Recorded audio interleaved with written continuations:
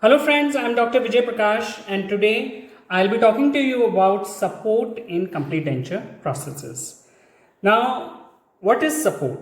According to Glossary of Prosthodontic Terms, support is the foundation area on which a dental processes rest, or it can also be defined as the resistance to vertical forces of mastication, occlusal forces and other forces applied in a direction towards the denture bearing areas.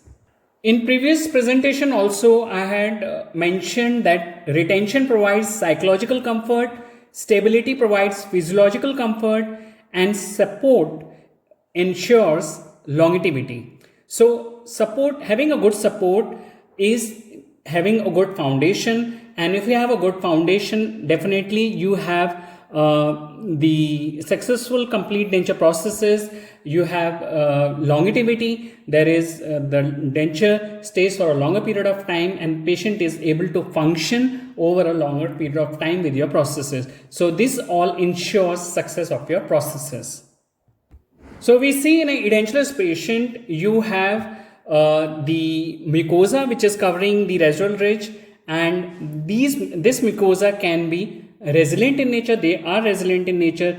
If you have loosely bound mucosa, definitely denture stability is hampered. Also, the support for the processes is hampered. And if you have to have a good support, you have to have keratinized, firmly bound tissues to the underlying bone. So what is resiliency? Let us understand. Suppose you have this mucosa, okay?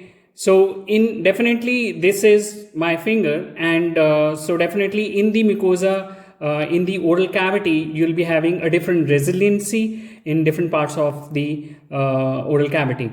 So here what is resiliency is when I apply force, then there is movement, downward movement of these tissues. So this is called as resiliency. So whenever you have to make a processes, you have to keep this factor in mind, that you have to compensate for resiliency of the tissues.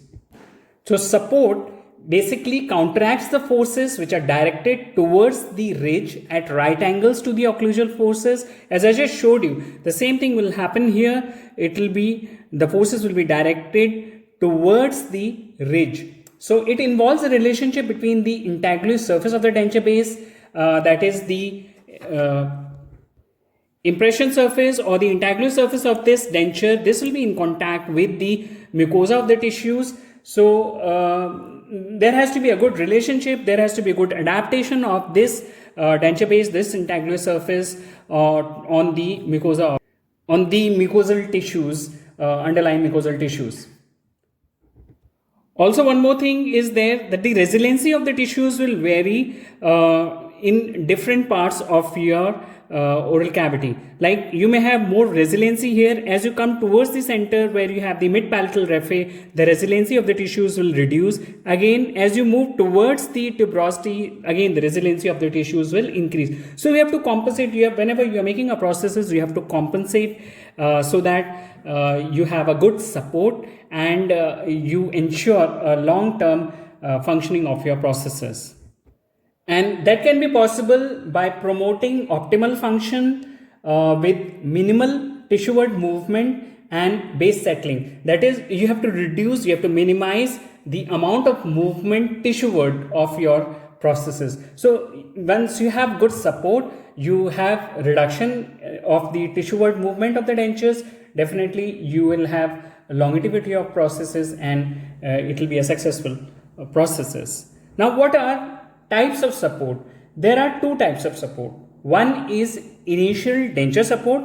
And how do we get this support? This support is achieved by making a good impression. You have to have a good impression. Good impression means which ensures an accurate impression, which is recording all the tissues, that provide optimal extension, and you ensure functional loading of the supporting structures. So this provides you initial denture support. And second type of support is a long-term support. Now once you have made a good processes, you have done a functional loading, you have ensured a good optimal extension, this support which is achieved is by directing the occlusal surface towards the tissues resistant to remodeling and resorptive changes.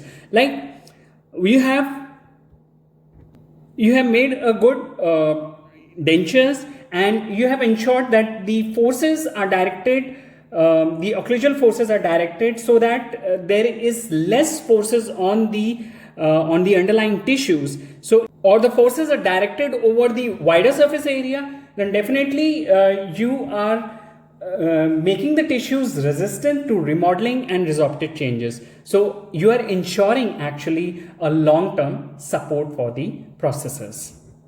So what are the factors which are responsible for effective support of the processes? 1.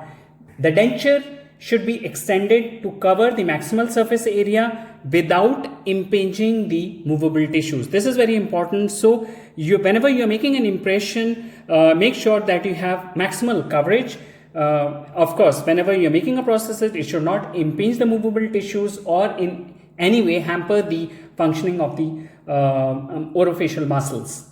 Secondly, the tissues capable of resisting resorption are selectively loaded. Now, there are certain areas, like for example, in the maxilla, you see that there are certain areas which should be relieved. So, you should provide relief in the incisopapillary region, mid-palatal raphe region, or foveopalatal region. So, you should selectively load these tissues in order by making provisions so that there is selective pressure on the tissues which have a good support. You should load them more, you should apply more pressure on them, which should be relieved. Those areas should be relieved in your processes, and where you have to apply less amount of pressure, there you have to ensure that you are not applying too much of pressure, because that will again lead to more resorption, they will lead to remodeling, that this will reduce, there will be more resorption of the bone, your actual processes will not fit in a long term, and that may need a relining or a rebasing procedure.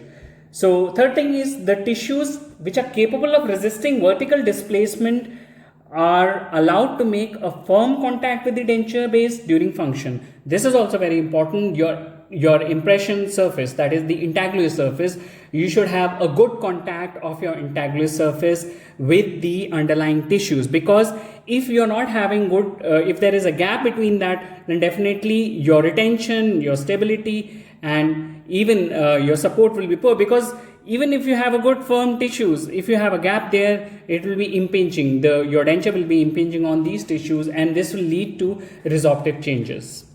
Another thing is, as I told you, in the oral cavity, you'll be having certain regions which will be having more resiliency of the tissues, and certain regions which will be having less resiliency. So you have to have a compensation mechanism, like you have to record these tissues which are more resilient, so that there is more movement on that, and you have to record that in a functional form, and so that your processes which you are making will be able to displace more of the resilient tissues and less of the tissues which are non-resilient. So this is very important to understand, and one of the factors which help for effective support of the processes. Another factor is soft tissues which are firmly bound to the underlying cortical bone and covered by keratinized mucosa. They definitely minimize the baseward movement of the tissues. So if you have a keratinized good firm tissues which are firmly bound to the underlying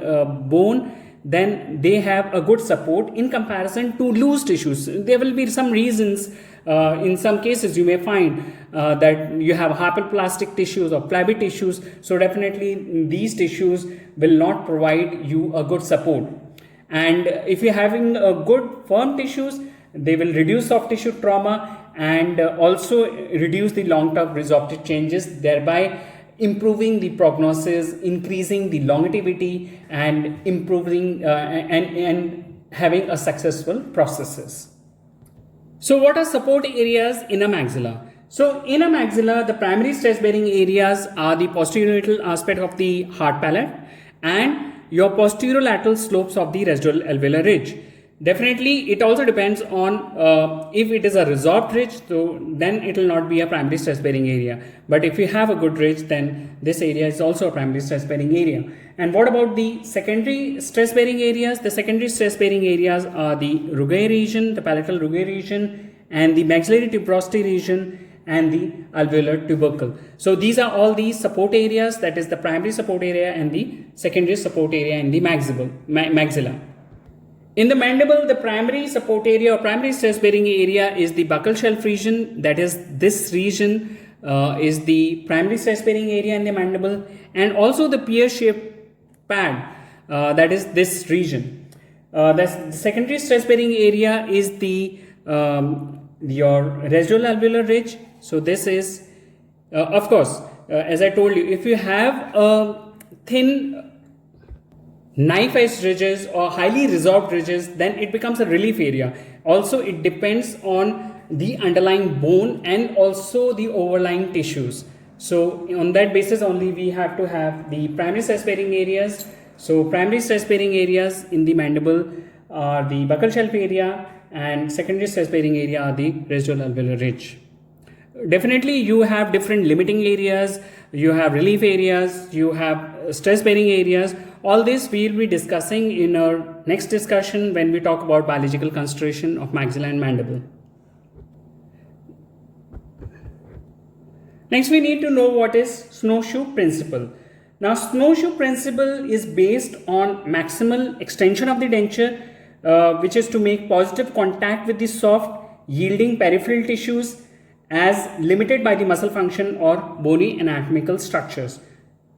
So according to this, it states that under a given constant occlusal force, like you can see there is a constant occlusal force, a broader denture bearing area reduces the stress per unit area under the denture base. So definitely if you have a maximum extension of these dentures, the force which is being applied is distributed over a longer surface area, and hence there will be less stress at per unit area. So that will reduce the tissue displacement, and that will also reduce the denture base movement.